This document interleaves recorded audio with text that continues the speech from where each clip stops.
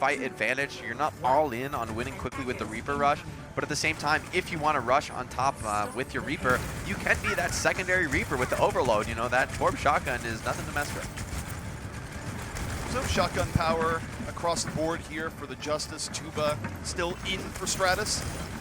We'll see how the Toronto Defiant approach this attack right now. The Justice already trying to maintain position, not really liking the payload move at all. Tuba brings the high ground, a little bit of extra challenge, and immediately back down.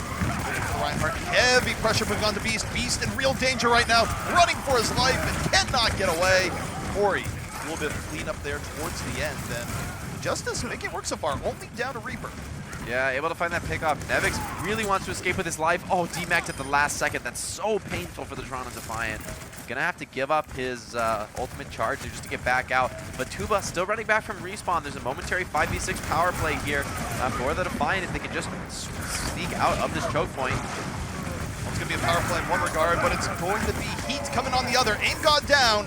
Multi-core used, and he's just getting around that. Didn't really care too much. Got 2 pickoffs, and the Defiant finally going to be getting this going. Multi-core, not super effective there. Yeah, the Justice maybe being a little bit overconfident there. The Reaper is such a crucial element to this composition.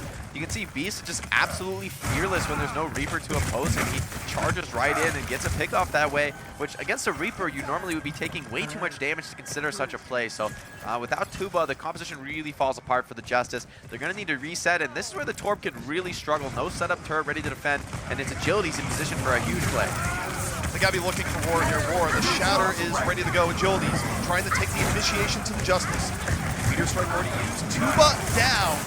Defiant just moving on in.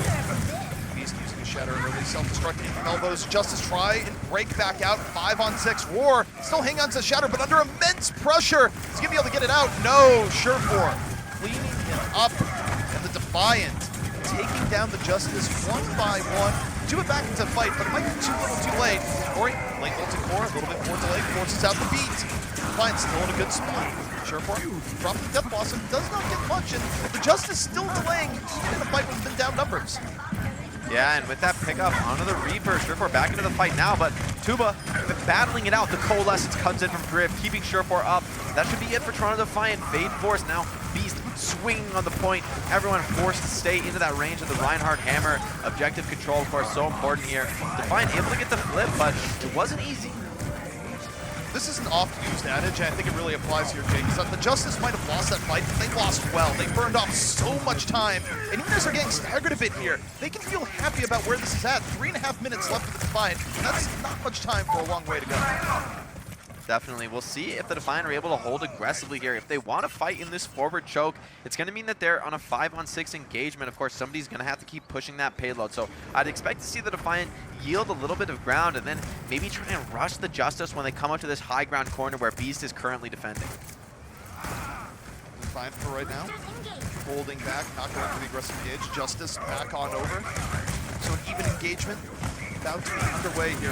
Ori immediately popping multi-core as soon as it's up. Again, looking for a little bit of disruption, letting Justice move forward. More, all the while looking for Shatter, takes down Beast. And the Shatter doing enough here for the Justice, lets them move right on board.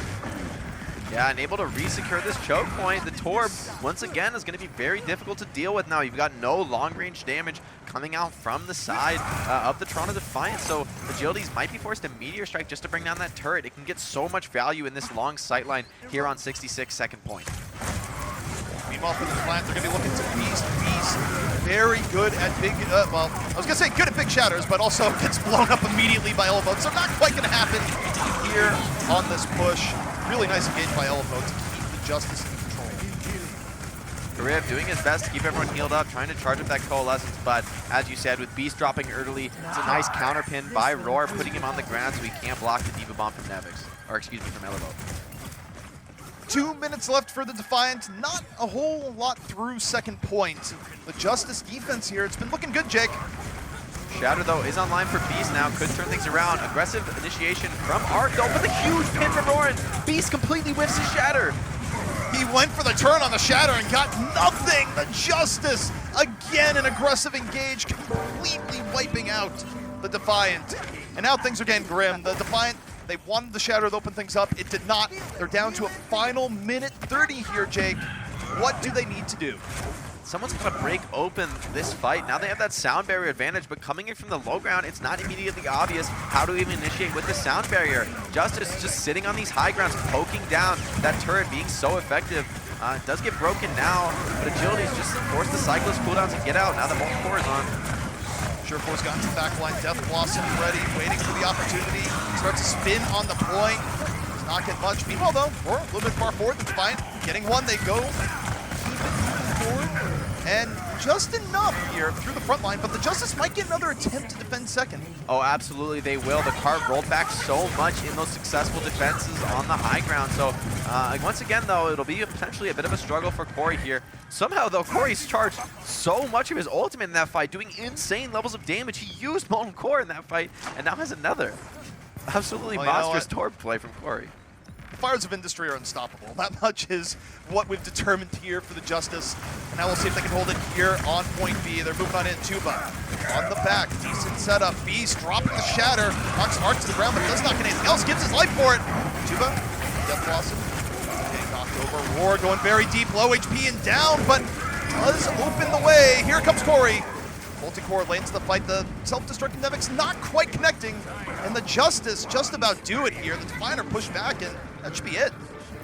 Beast goes deep for the Shatter, but just doesn't find enough. He's back here trying to touch point, but it may just be too little too late. I mean, it's just going to be repeated 6v1s on this point. Textbook defense once again from the